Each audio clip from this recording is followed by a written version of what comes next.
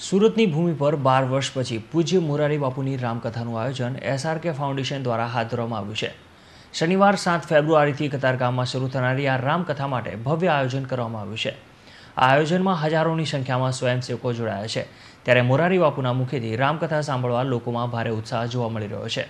કથાની સાથે સાથે બેટી બચાવો, વ્યસન મુક્તિ, સ્વચ્છતા સહિતના અનેક સામાજિક જાગૃતિના કાર્યક્રમો હાથ ધરવામાં આવ્યા છે।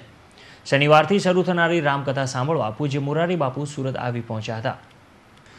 આ રામકથામાં વિશ્વકક્ષાનો ડોમ તૈયાર થયો છે। 32 ફૂટ ઊંચાઈ, 132 પહોળાઈ અને 550 ફૂટ લંબાઈનું આ ડોમ આકર્ષણનું કેન્દ્ર છે।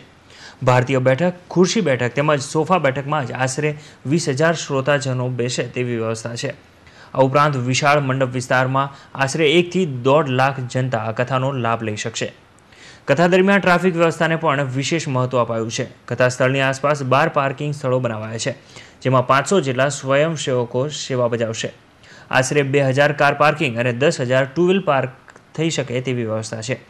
મોટી ઉંમરના વડીલોને સુરતમાં અલગ અલગ સ્થળોથી કથા સ્થળ પર લઈ જવા માટે 10 બસો સ્વયંસેવકો સાથે કાર્યરત રહેશે। કથા સ્થળે પાણીના સ્ટોલ ઉપરાંત ચા અને શરબતના સ્ટોલ પણ મુકાયા છે। કથાના દરેક દિવસે અલગ અલગ અભિયાનો માટે પણ સંદેશ આપવામાં આવશે। આંગણે 12 વર્ષ પછી પૂજ્ય મોરારી બાપુની કથાનો પ્રારંભ થવાનો છે। 7મી ફેબ્રુઆરીથી 15મી ફેબ્રુઆરી સુધી ચાલનારી આ રામકથાની લગભગ તૈયારીઓ પૂર્ણ થઈ ગઈ છે। સુરત શહેર અને જિલ્લાના સૌ શ્રોતાજનોને આ કથામાં પધારવા આમંત્રણ તો છે જ, પણ આજે ગૌરવ થાય છે કે 12 વર્ષ પછી મોરારી બાપુ સુરતમાં કથા માટે આવતા હોય એના માટેની ભવ્ય તૈયારીઓ છે। કથાનું આયોજન પણ એવું વિશેષ છે કે તમામ બાબતોની કાળજી લેવામાં આવ્યા છે। દરરોજ અંદાજે 1 થી 1.5 લાખ લોકો બેસી શકે એવી સરસ વ્યવસ્થા પણ કરવામાં આવી છે। મંડપ વ્યવસ્થા લગભગ રાકેશભાઈના માર્ગદર્શન નીચે ખૂબ સરસ રીતે ગોઠવાણી છે। 5,000 વ્યક્તિ બેસી શકે એવી સોફાની વ્યવસ્થા છે। 15,000 વ્યક્તિઓને બેસવા માટે ખુરશીની વ્યવસ્થા છે અને અંદાજે 80,000 થી 1 લાખ લોકો ભારતીય બેઠકમાં પોતાનું સ્થાન લેશે।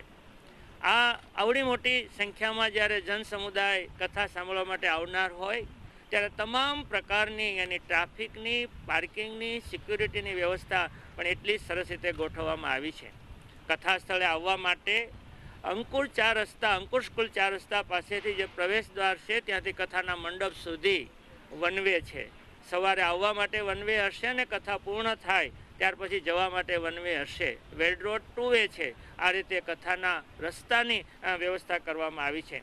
કથાના પાર્કિંગ માટે 12 પ્લોટ, એટલી બધી વિશાળ પાર્કિંગ વ્યવસ્થા છે કે ગમે તેટલા વાહનો આવે તોય પાર્કિંગ વ્યવસ્થા ટૂંકી ન પડે એવી વિશાળ 12 પ્લોટમાં આ પાર્કિંગની વ્યવસ્થા કરવામાં આવી છે। ત્યાં અંદાજે 2-3 હજાર 4 વ્હીલ ને હજારો 2 વ્હીલ પાર્કિંગ રહી શકે આવી પ્રકારની વ્યવસ્થા કરવામાં આવી છે। મારે તમને ભોજનની વ્યવસ્થાની માહિતી આપી છે અને આમે આપણે સુરતીઓ એટલે જમવાનો સ્વાદનો હંમેશા આપણે અહેસાસ કરવાની ઈચ્છા થાય અને એટલે જ ભોજનની માહિતી આપી છે। 8 થી 10 લાખ લોકો 9 દિવસ કેટલું જમશે, 9 દિવસમાં કેટલું ભોજન જશે એની જો આંકડાની માહિતી આપું તો 8 ટન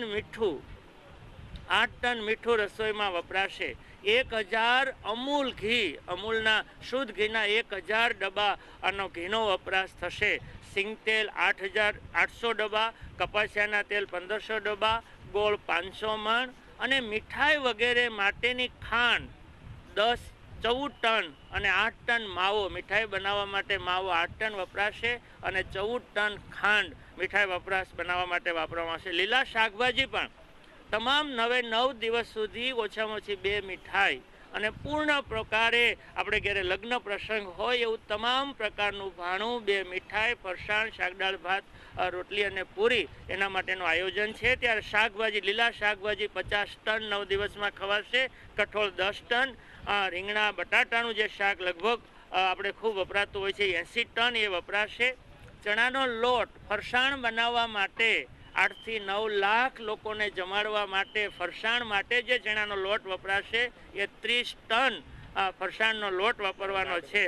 કેરીનો રસ 1 દિવસ 2 દિવસ કેરીનો રસ ખવડાવવાના છે, ત્યારે 10 ટન કેરીનો રસ આપણે મંગાવવામાં આવ્યો છે અને આ રસોડામાં એની પૂર્વ તૈયારી લગભગ થઈ ગઈ છે। તુવેર દાળ, ચોખા, મરચું લગભગ 1.25 ટન તો મરચું ખવાશે। તીખું કોણ ખાય? પણ 1.5 ટન મરચું આમાં ખવાશે એ પણ વિશેષ આ મોટી સંખ્યામાં જોઈએ છે. રોટલી અને પૂરી બનાવવા માટે વધુમાં વધુ બેસન ઘઉંનો લોટ એ લગભગ 32 ટન 52 ટન ઘઉંનો લોટ આ પૂરી વગેરે બનાવવા માટે વાપરવા. તો આંકડા થયા, પણ દિલનો ભાવ એવો છે કે આ કથા એ સુરત શહેરની કથા.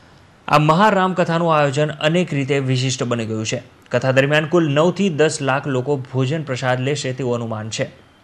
1000 સ્વયંસેવકો મંડપ વ્યવસ્થામાં હશે અને 500 લોકો પાર્કિંગ સેવા બજાવશે. તે ઉપરાંત સુરતના આંગણે પરમ પૂજ્ય મોરારી બાપુની કથાના આયોજન માટે તડામાર તૈયારીઓ ચાલી રહી છે. ત્યારે SRK ફાઉન્ડેશનના નેજા નીચે હજારો કાર્યકર્તાઓ આ સદકાર્યમાં જોડાયા છે. માત્ર કથા શ્રવણના હેતુથી જ નહીં, પરંતુ અનેકવિધ સેવાકીય સમાજ જાગૃતિની પ્રવૃત્તિઓ દ્વારા આ રામકથાનું આયોજન વિશિષ્ટ બની ગયું છે.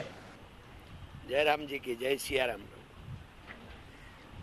ભગવાનની દયાથી આપણા સુરતમાં પૂજ્ય મોરારી બાપુએ રામકથા માટે જે પધારવાનું આપણી વિનંતી સાંભળી અને એનાથી આપણે જે રામકથાનું આયોજન થયું છે એ આપણા માટે, સમગ્ર સુરત માટે, સુરત જિલ્લા માટે બહુ આનંદ અને ગૌરવની વાત છે.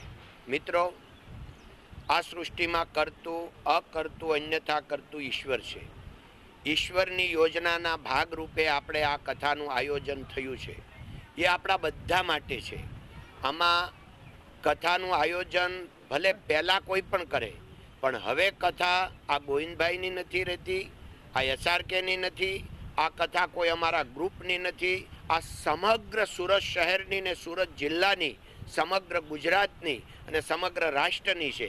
એ ભાવથી આપ સૌને હું પ્રાર્થના સાથે વિનંતી કરું છું કે આપ સૌ આ કથામાં જરૂર સાંભળવા માટે, રામકથાના ગુણગાન સાંભળવા માટે પધારશો. અને આ જાહેર આમાં ઘણા વાર એમ થાય કે પાસની આપણે વહેંચણી કરી છે તો પાસ વગર કોઈને એન્ટ્રી નહીં હોય. પાસ તો ખાલી વ્યવસ્થા ખાતર, જે કોઈ નજીકના હોય કે સગાવાલા હોય કે જે આપણે કર્યું હોય એ રીતે પાસની વ્યવસ્થા બધાને માટે નથી. એનો અર્થ એવો નથી કે પાસવાળાને ફાયદો ને જાહેર જનતાને નહીં. જાહેર જનતા માટે પણ બેસવાની એટલી જ સરસ સગવડતા છે. એટલે બધાએ, જાહેર જનતાએ, આમાં પાસવાળા હોય કે ન હોય.